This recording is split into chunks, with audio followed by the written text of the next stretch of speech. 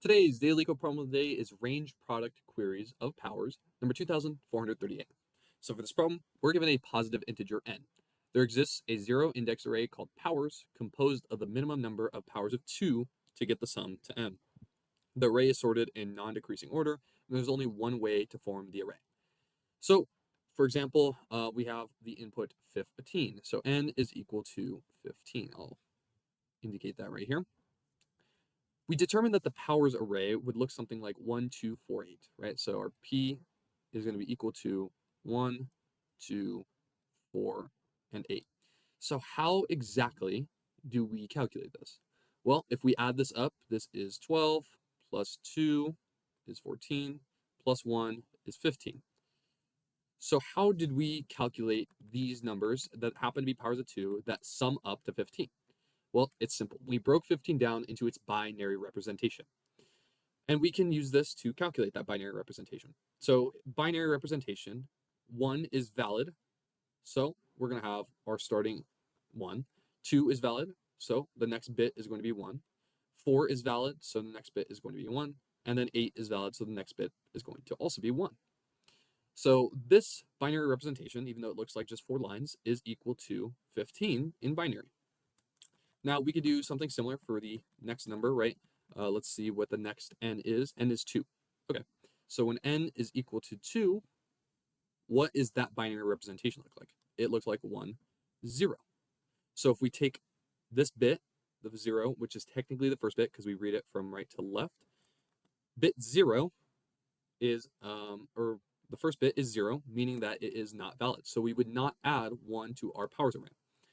The second bit, however, is valid, so we would add that to our powers array. So this is technically 2 to the 0. This is 2 to the 1, 2 to the 2, right? So 2 to the 1 is 2. So n is equal to 2. That's valid. So our goal is to take each bit and use that to calculate the powers array. Okay, so we're also given a zero index 2D integer array called queries, where queries of I has a left value and a right value. Each queries of I represents a query where we will have to find the product of all powers of j with left is less than or equal to j, which is less than or equal to right. Well, so that simply defines a for loop. We can see it activated down here. So queries of 0 goes from the leftmost value, or 0, to 1, the second value. So we're going to look at powers of 0 and powers of 1, and we're going to multiply those together.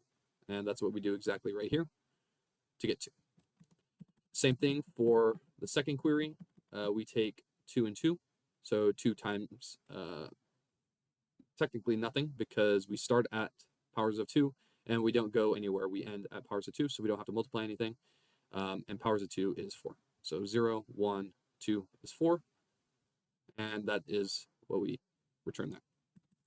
Then for query 3, we have 0 to 3. So we take from index 0, 1, 2, and 3, and we multiply all of those together.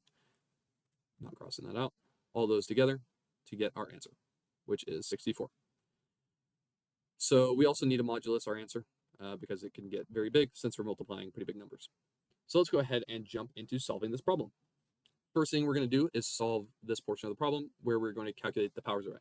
So we're going to use a list that's going to store integers, and we could call that our powers array, and that is a new array list. And the reason we're using an array list is so we can add on as we go. We don't have to define the length until after we calculate it.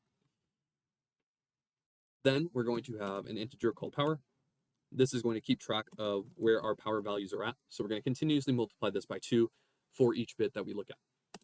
And speaking of bits, we're going to use a string str, and we're going to convert our integer n into an integer dot to binary string, passing it n. So we're turning n, whatever number it might be, into its binary representation, which is going to be stored as a string. Now we're going to traverse that string for each integer I, as long as it's equal to str.length minus 1. As long as it's greater than or equal to 0, I will decrease. So we're going to traverse it from right to left because, for example, 1, 0 is 2. We got to go this way. Or 1, 0, 0 is 4. We got to go this way, right? So we're going to traverse it backwards, technically, from right to left. And so if the current character current character at I is equal to a 1, meaning that that bit is activated or it is valid, we will add that to our powers array. So powers.add power. Then we are going to multiply power times equals 2. So after that for loop, we're also going to define an integer array called our answers. And that is going to be a new integer array of length queries. Queries.length. Right? So for however many queries, we're going to have to answer that many queries. We're also going to define a final int called mod. And the reason this is final is because it's not changing. And that is going to be equal to the integer conversion of math.power 10 to the 9th power plus 7. And the reason that we define this specific number is because that is what we're given, 10 to the 9th plus 7. So it's explicitly given, that's what we're going to explicitly use. And the reason we're doing this is we're going to modulus it to prevent overflow. So now in our second loop, we are going to go through each query and answer it. So for each integer I is equal to 0 as long as I is less than our queries dot length, I will increase. And so answers of I will be equal to 1. That's how the answers will start, and we will update them as we solve them. And to solve them, we're going to have a second loop. So for each integer j, which is going to be equal to queries of I of 0, that is the left pointer. As long as j is less than or equal to queries of I of 1, that is the right pointer, then j will increase. So if we look at our queries array, we're going to go from left pointer to right pointer. And the reason we're using less than or equals to is a situation like this, where 2 is the beginning and the end. We're going to include that value in the solution like we do right here. And so as we traverse each one of these answers, we're going to say, okay, so answers of I is going to be equal to, we're going to convert it to an integer because it's going to be a long that we're going to have to modulus. That's why we define our modulus. So we're going to have a long of answers of I, whatever the current value is, times the array.get j. Sorry. Powers.get j. And so we're going to get whatever the value of j is, and we're going to multiply it times our answer. So for example, if we've multiplied powers of 0, then we're going to multiply powers of 1. Or we're going to do powers of 0, then powers of 1, then powers of 2, then powers of 3.